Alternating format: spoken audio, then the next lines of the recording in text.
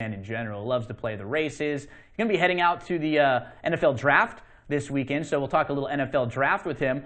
But we're also going to be hanging out on Monday because there is a fundraiser on Monday, Mike, for the Sam Thompson Memorial Foundation for Disabled Jockeys. I didn't get the chance to get to the one in August down in San Diego area, but I know you were down there last time. It was an absolute blast. First of all, good morning, guys. Hi, Gino. Hi, Danny. How are you? Good. How's it going, Good. Mike? Doing pretty well, thank you. Yeah, it was a fantastic time down at Del Mar. This one should be exciting as well, so we're hoping that you guys will be able to come out and golf and show some support. It's a tremendous cause. And the specifics for the 8th Annual Sam Thompson Memorial Golf Tournament, April the 25th, so this will be on Monday at Candlewood Country Club in Whittier. If you follow me on Twitter, I've tweeted it out, and it's actually a pinned tweet on my Twitter profile. So if you go to my tweets, it's the first one up. You can see all of the information. Sign-ins at 11. 12 o'clock is when the golf starts. It's $125 for dinner and golf. It's $35 for dinner only, but there's also going to be live auction, silent auction, raffle, awards. I know, Mike, you and I aren't much on the golf course, and I know Danny said he's probably not, so you'll probably see the three of us somewhere near the bar, I'd imagine. And I'll join you guys there too. Yeah. I'm not much of a golfer, but look, it's going to be a great time. Just coming out and showing support will be huge. I've got a few old-time NFL guys that are going to be coming out to the event.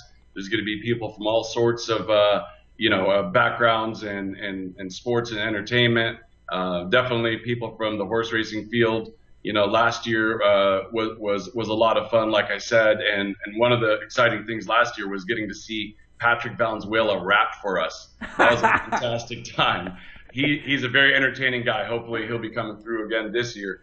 But yeah, the auction's going to have a lot of good stuff. I know last year there was a lot of American Pharoah memorabilia. That was obviously the big hot ticket item there, ranging from photos to things that were worn by maybe Espinoza or the horse during the Triple Crown season.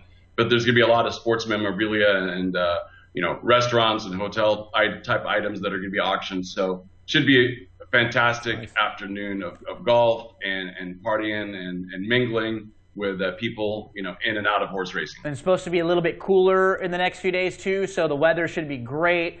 We should have a ton of fun. Really looking forward to this event on Monday. So please come out and support because, one of the groups of athletes that I think we really take for granted are the jockeys. We don't really, talk enough about how every time they get on a horseback, they are putting their life on the line. They're risking it for, for our entertainment, for the joy of what they do. They love the horses, they love the animals, they love the sport. But I think too many times we forget that 6-7 times a day when they sit on a horse, you never know what could happen. And we really got to get out in waves and support them.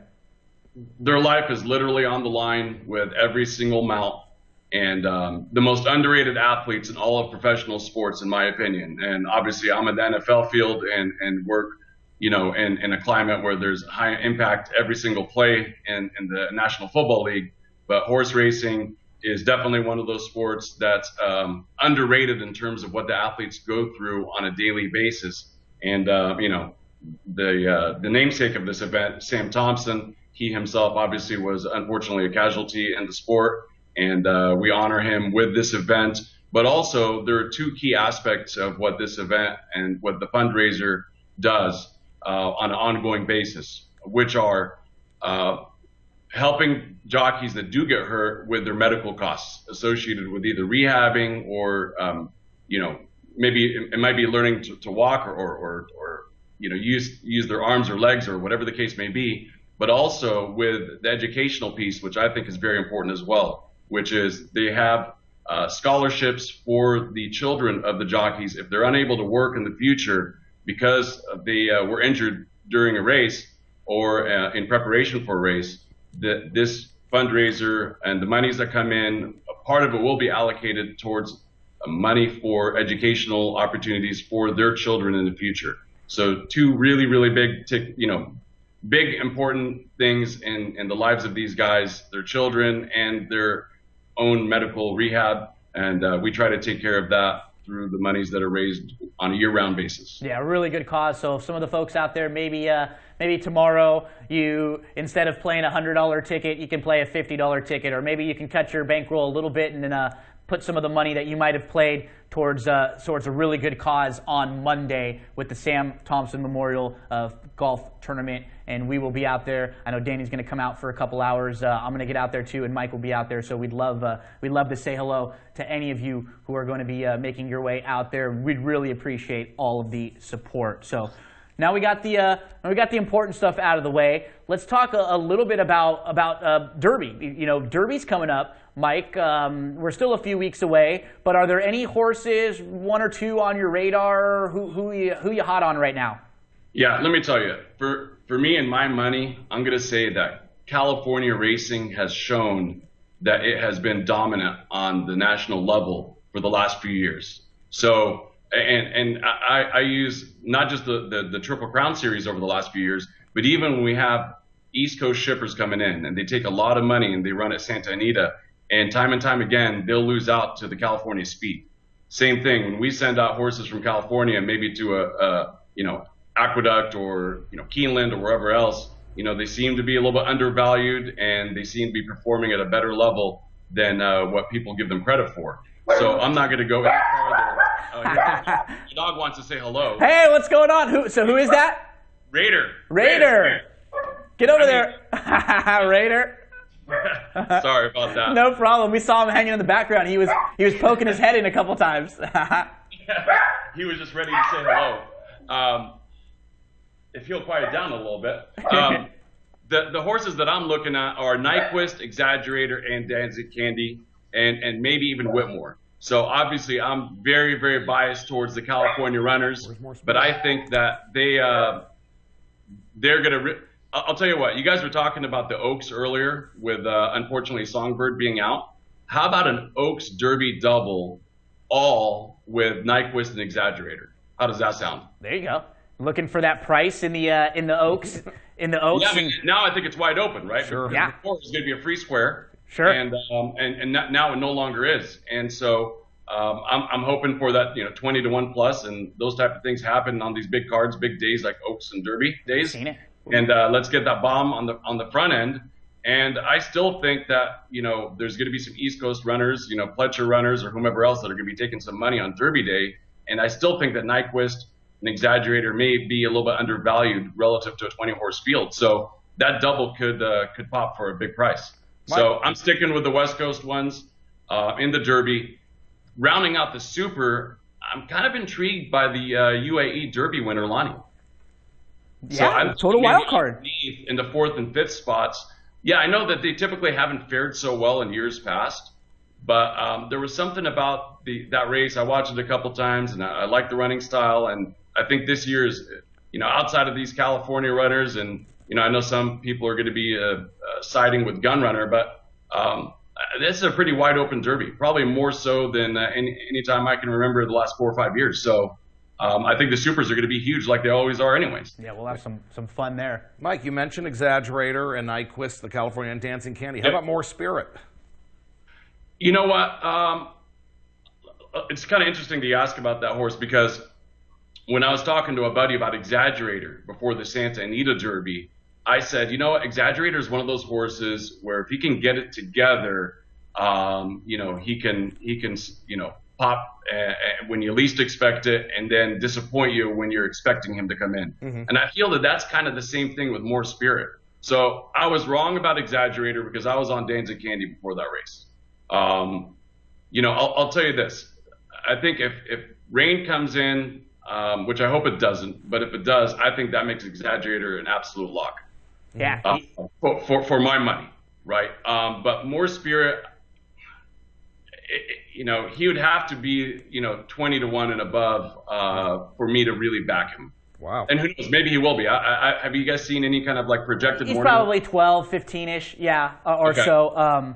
So Nyquist, Exaggerator, Danzig Candy, and even Lonnie as kind of a wild card underneath some of those West Coast horses are the ones that are on the radar for Mike.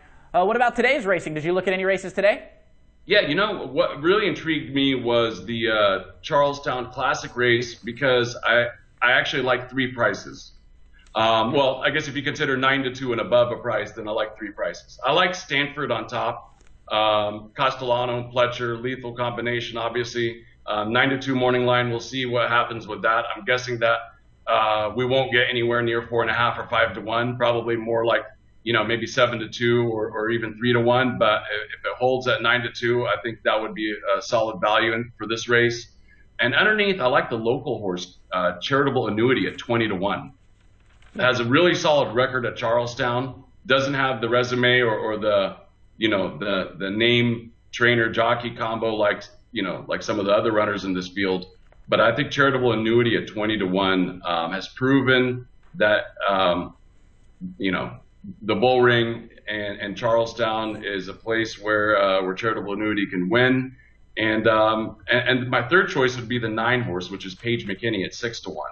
So I'm kind of tossing out some of the more logical horses, at least from a connections perspective, and I'm going 7-2-9 Exacta Tri-Box. I like that. I think most of us kind of have the same approach. We might be using a few different horses here and there, but I feel like Dawnworth, Imperative, International Star, I respect those horses. I respect their connections. I think they're very talented. I just feel like in this spot, they're going to be overbet. So even if they win, it's not going to be great value. I think the way we can make some money is if we can beat those big-name horses. So with Mike, we'll try to do it with Stanford, the 7, the 2 Charitable Annuity. He had some trouble last time out.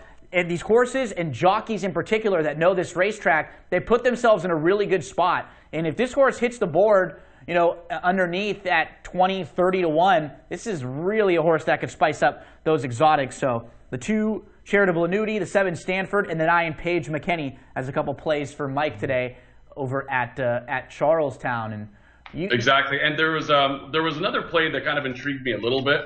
It won't cost too much, but at La Salle in the late pick 4, I was looking at a couple of singles in the middle and then hoping for prices bookending the play. So I was looking at going all with 2, which is Saint Adalbert, with 2, Fantastic Style. Bejarano's got that mount, with all. So all with 2, with 2, with all. Sure. That's how I was looking at the La Salle late pick 4. And those are the kind of tickets that I've hit for some of your best ones. That's only $40. There's 8 in the first leg and I think 10 in the last. So for a 50-cent ticket, that's a $40 play. And you just catch one middle-priced horse. I'll tell you, my dad hit a pick 5 the other day at Los Alamitos. I could not believe it paid just under $5,000. When you look back at the payouts, all it was, they weren't horses that were over $8 or $10, but the key was you just beat 1 or 2 favorites. That's all. Exactly. Here's the thing. La Salle, you beat a favorite. It's the same thing with their nighttime programs too, but in this thoroughbred meet, I've noticed that if you can key in on even a second or a third choice and build your ticket around it, these tickets have pleasantly surprised me in terms of payoffs. Let's just put it that way. Talking here with Mike Abadir, our good buddy, sports agent. We're talking a little bit about the golf tournament on Monday. Make sure to follow me on Twitter. You can get all the specifics for that golf tournament. But Mike, for what you do, you got a big week coming up. The NFL draft's coming soon. Yeah, this is April 15th for an accountant, or this is March Madness, or whatever is the big event for that particular month for that profession. For me, it's all about the NFL draft. We work all year towards this event in particular. This year it's going to be held in Chicago. I'm often asked, are you going to be going to the draft? Are your clients going to the draft? The answer to that is no. I've got a war room in the same way that NFL teams have, much bigger war rooms, of course, on draft days. It's not even necessarily draft day. So the first day of the draft is going to be coming up this Thursday. It's going to be held in Chicago for the second year in a row. Typically it's in New York, but there is a commitment at Radio City Music Hall. So, they're going to be in Chicago. And typically speaking, the event in terms of players and agent is an invite-only event. And typically the guys that are invited are going to be 10 to 12 players that are, kind of the sexy players of the draft, if you will. Typically quarterbacks and maybe some receivers, the projected top 5. So 12 first-round projected players are invited to that event. outside of those 12, everybody else, stays back home or at their training facilities or, with families or whatnot, waiting for that call. For me, I'm following it pick by pick, team by team, looking at how the draft changes with every player that comes off of the board, and how that may relate to my player or my client. I've got 5 draft eligible clients for this upcoming draft, wide range of positions. I'll just quickly go down my list. I've got Jared Baker, who is the running back from University of Arizona. He came onto the scene really, really strong this year, particularly in the latter half of the season, and had great games against SC and Pac-12 competition, closed out really strong with a tremendous bowl performance. And he ran very consistently in terms of his 40 times, 4.42 and 4.42. Nice. Doesn't get much more consistent than that. Wow. It's one of the better running back figures in the draft. He's a little bit undersized relative to, your prototypical running back. He's probably the type of running back that a team like the Chargers look for. LaDainian Tomlinson was a little bit smaller, relatively speaking. Darren Sproles, Danny Woodhead, that type of size and player. So Jared Baker, he's a guy that I'm very, very high on, and I think whichever team gets him is going to get a really nice change of pace back, speedy back, and a game-changing speed. The analogy that I've given scouts is he reminds me a lot of Napoleon Kaufman. And Napoleon Kaufman was a running back with the Raiders when I used to work for the Raiders years ago. The other guy that I'm really high on from my group is Clay Dawson. He's from Eastern Michigan. He's a linebacker. He's going to transition to linebacker in the pros. He actually played on the D line at Eastern Michigan.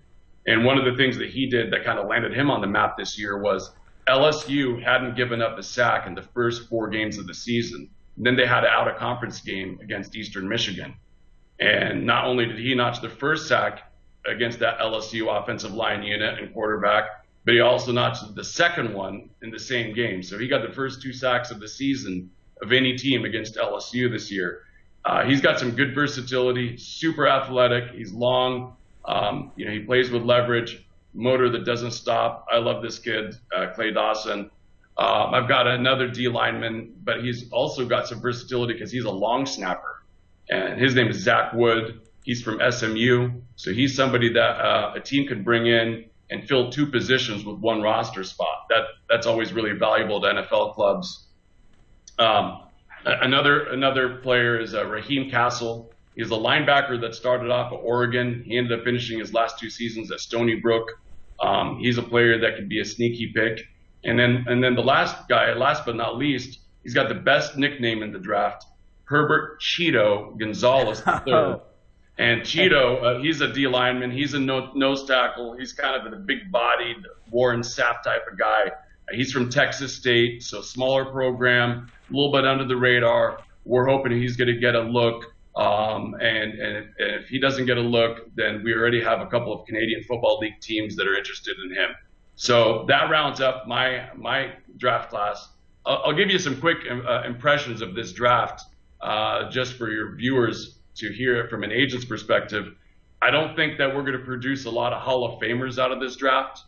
I don't think that this is one of those drafts that's going to, when we look back on it, that it's going to be one of those star-studded where you look at it and you're like, wow, this is a stacked draft class. But what it is it's a very deep draft class. And it's deep mainly with the juniors that declared. It's a record number of juniors that came out this year. And a majority of the first round is going to be made up of juniors. So those are the impressions from my perspective, and some of the data that I look at, suggest that, this is going to be one of those drafts where teams win Super Bowls because of guys that they find in the mid and latter rounds from this draft. But you're not going to necessarily have your anchor franchise cornerstone type players. And I hope that doesn't offend Rams and Philly fans at the top of the draft who are hoping to be able to have their Hall of Fame or at least a Super Bowl type of quarterback. But I'm not convinced.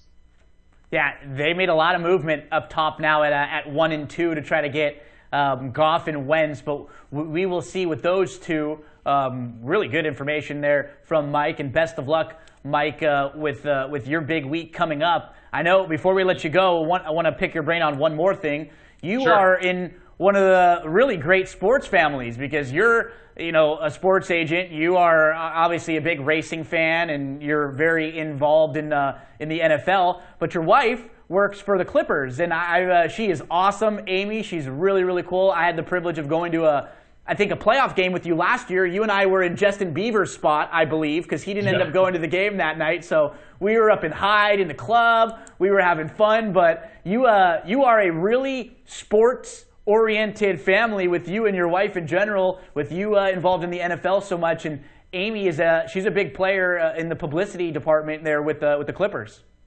Yeah, and she does corporate sponsorship, and obviously this is an exciting time of year right now with the playoffs going on, and they're up 2-0, and hopefully the Clippers will get that third win tonight. And the sports family just doesn't extend to her and I, but also the dog. My dog's named Raider. Oh yeah, Raider. And there was a new addition to the dog family as well that you didn't see the last time that I saw you. But we have a little puppy named Cooper. And Cooper is named after Amari Cooper. Oh. And the ironic thing about that is this. The friend of mine that I got him from, he had rescued a pregnant dog, and she had a litter of 5.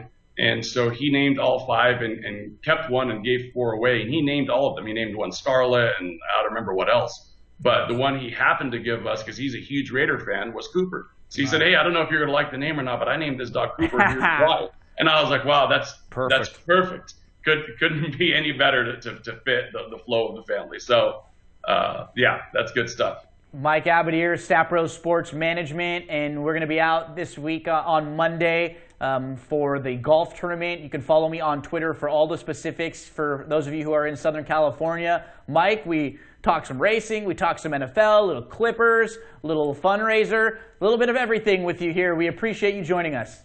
Thank you guys so much. And Danny, Gino, I'm really looking forward to seeing you guys on Monday. It should be a blast. And if any of your viewers want to get any more information, they can go to the stfoundation.org, ST for Sam Thompson, the stfoundation.org to get more information about this event, or I'm sure they could just Google Sam Thompson Memorial and get information about that. Thank you guys so much for having me on. It's been a pleasure. It's been a fun time. And I'll continue watching because you guys are providing good information. I'm looking to make some money today. So relying on the quality content that you guys are providing. Thank you guys so much. We'll talk in a few weeks and see how some of your guys did in the draft. Sounds like a plan. Thanks, Mike. Thanks, Mike. Take care, guys.